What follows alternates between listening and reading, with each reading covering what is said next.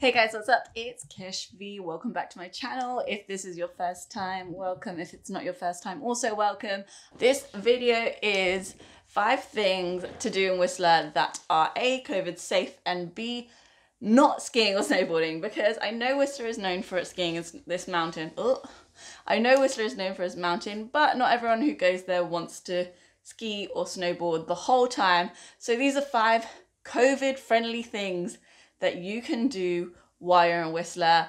I am going to include all of the COVID precautions, and I'm going to include all of the links to their websites in the description just down here.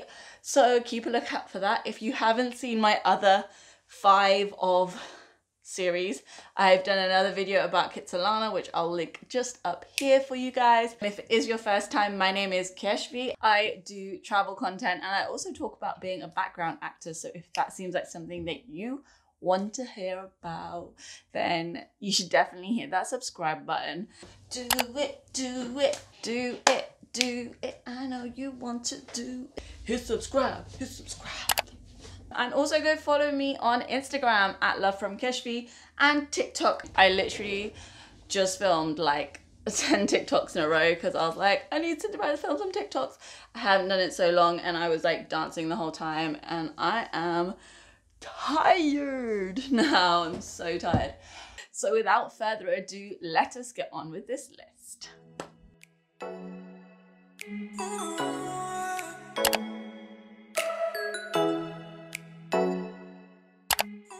Number 1, it is snowmobiling. So if you guys have never been snowmobiling, oh my god, it's definitely something that you need to try. We went on my birthday. I went with my parents. We went with Canadian Wilderness Adventures, and we had the best time. Their instructors are amazing. It is like the most fun I've ever had. There is an age restriction to obviously driving these snowmobiles, and that's all on the website, which I'm gonna link in the description. Guys, tell me if you've ever been. I found it's one of my favorite ever activities I did in Whistler, for sure, hands down. In regards to their COVID safety precautions that they brought in, it says on their website all of the equipment is being sanitized and washed after every use. There is a one-way system in all of their buildings. Face masks are required while on the bus, because they do take you from the Whistler village to the Callahan base that they have, but they now also have the option where you can actually drive yourself to the base, which means that there are less people on those buses, less likely for you guys to actually mingle with other people. If you want to look if you want the full list of precautions, that it is on the website, which I have linked in the description. I don't know why I'm saying so much, but you know. Anyway, yes, definitely do this if you can. It is so much fun. We did the breakfast one where we went for breakfast in like a little log cabin. It was so cute, and the breakfast was delicious, and the instructors are hilarious. So if you can, go give that a check out. Go check that out while you're in Whistler, and Canadian Wilderness Adventures are definitely people that I would recommend. Okay, so up next we have axe throwing. So we went to a place called Forged Axe, which is in Function Junction. It is great. The staff are all awesome. They're so much fun. We went as a big group near the end of the last season before COVID hit, but it is open all year round. I was absolutely terrified because I'm scared of axes. I feel like that's a normal thing to be scared of. I don't know. But either way, I was still having the greatest time, even though I was absolutely terrible at it. They do teach you the techniques at the start of the session, and then throughout the session you'll have like different challenges which you'll do within your group, and it really does bring out people's competitive side. In terms of like pricing, I'm gonna put their website in the description below, so like check out the link that has all the pricing there. And in terms of COVID safety precautions, so they do request that you only have like 6 people, and within that 6 people you guys get your own room where you'll be throwing your axes. There will be one person assigned to you, one staff employee assigned to you to kind of teach you all the techniques throughout the whole of your session. And yeah, they don't require you to wear a mask once you're in the room with just all of you, but they do recommend it for the safety of their staff, obviously.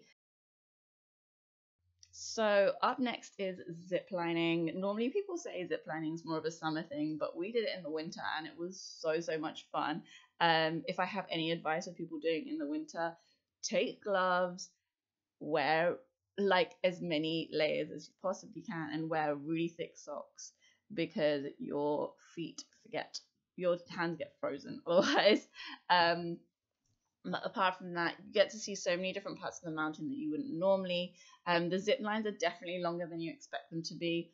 And you do have to do a bit of walking in between in the snow, but they also have a really cool, like in the canopy tree part where you're like walking in the trees. It's really cool. I can't describe it properly because I'm useless at describing things, but they also give you a lot of history and information about the environment and how they are helping the local communities. And we did the Eagle Adventure Tour, which I would definitely recommend. It was so much fun. In regards to their COVID safety precautions, all their equipment is sanitized and washed after every use. Face masks are required while interacting with employees and if there are other groups around. It's Otherwise, it is optional while you're in your own family bubble. So you'll have the tour by yourself. And if you want a full list of the precautions that they take, go look on their website. I have linked it down below. Have you guys gone ziplining before? What did you think? Let me know in the comments. I loved it. I've been a couple of times in a couple of different countries, but Whistler was definitely one of my favorites. Okay, so up next we've got snowshoes. So you can actually rent these. You can buy them too. Maybe it's cheaper if you're going to go quite a lot to buy them, but you can rent them at Lost Lake at a place called Cross Country. And they don't just do snowshoeing, they also do cross country skiing. However, that is not something I've tried, so I'm not going to recommend it because I don't know anything about it. But they have so many trails around Lost Lake, really fun. I went with my parents, and it's just like a really nice like get away from civilization. It literally feels like you are the only people on earth when you're doing this, and it's so much fun. I'm going to give you guys this advice: always better to go the day after a heavy dump of snow, because honestly, you'll have so much fun if you do. The shoes themselves are so easy to walk in, but please don't try to walk backwards because you will fall. Like honestly, I nearly fell several times when I was just trying to back out of something. Awful. Anyway, and they're not actually open just yet. They open at the start of December. So in terms of safety precautions, you are outside most of the time. So it is really up to you whether you want to wear a mask or anything. But I'm sure the place is going to be well sanitized, and they will probably have a one-way system, because even when we went pre-COVID, oh my God, I keep saying post-COVID. This is post-COVID. Even when we went pre-COVID, they had a one-way system through their like little building. The last one that I'm going to talk about is the bungee jumping, which is not for the faint-hearted, whereas the other ones are kind of more like a very family based. You could do that with the whole of your family. Whistler Bungee Jump obviously has an age restriction, so look out for that. I was super hungover when I went bungee jumping, honestly, like if I'm completely honest with you, and I was so scared, and these guys were all so encouraging, and I really didn't think I was going to do it. I was absolutely sure. I was like, I'm not going to do it. And in the end, I did jump, and I was so proud of myself. I can definitely tick that off my bucket list, and I'm so glad that I have. I went with 5 friends, and they all absolutely loved it. They were not scaredy cats like me, so they literally just went straight for the jump. At the moment, you do have to wear a mask the whole time you're around in the Whistler Bungee, which I think is a great rule, even though you are outside the whole time. There can be quite a few people, especially if people are watching their family members do the bungee jump.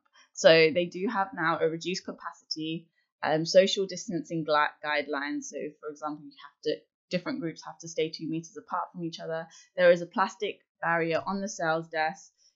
all of the staff wear shields, and there's hand sanitizers everywhere, and there's cleaning, like they clean all the surfaces constantly. So they have some really great precautions in there. If you guys want like a full list, I'm pretty sure I just read the full list, but if you guys want the full list, it is on their website too, which I will link in the description.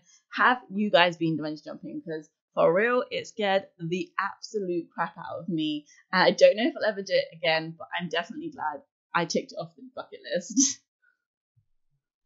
I really hope you enjoyed that list. If this was useful for you guys, please hit that like. If you haven't yet, hit that subscribe button because you know I'm gonna appreciate it. I love all of you guys. Thank you all so much for watching. Go find me on Instagram and TikTok at Love from Kesvi. And I will see you guys next time. Stay safe, stay sane, and I love you lots. Love from Kesvi.